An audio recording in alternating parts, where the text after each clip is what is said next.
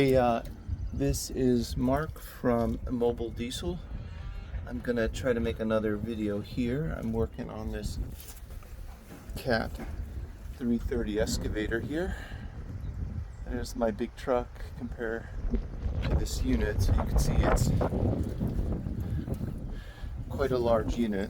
This is the turn deck that rotates the operator cap.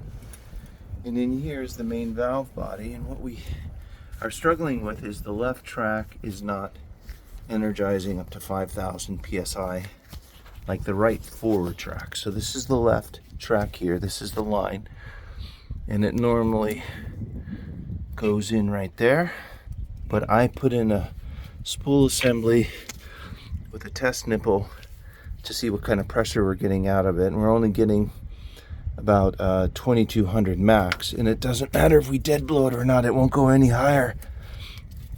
And there's a few different vent points inside this unit that could be leaking internally, or it could be the pump, but everything else is working fine. So originally we were thinking there was an internal leak in this guy, specifically in this spool assembly there, but it's turning out that is not the case. I mean, I'm not 100% sure, but I'm 98% sure that's not the case.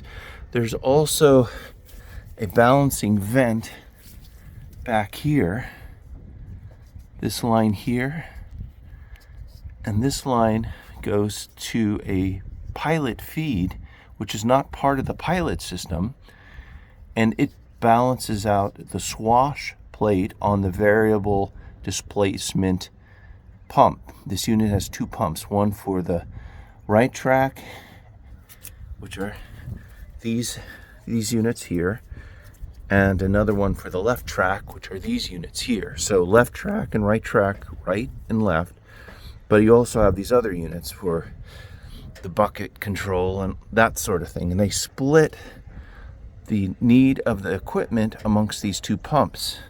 The lower pump operates these guys and the upper pump operates these guys. These guys are working fine. And these guys, because the PSI requirement isn't as high as the track here, appear to be working fine. So it threw everybody into a spin thinking there's nothing wrong with the pump. But that's what we're going to test today.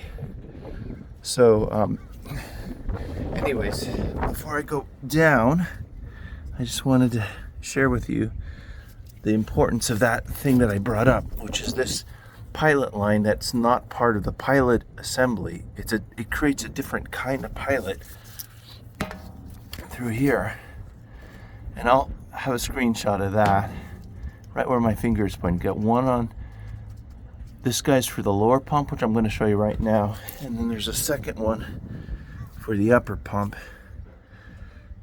and I'll get you a better view. It's down here, but let me get you a better view. So let me climb down the equipment.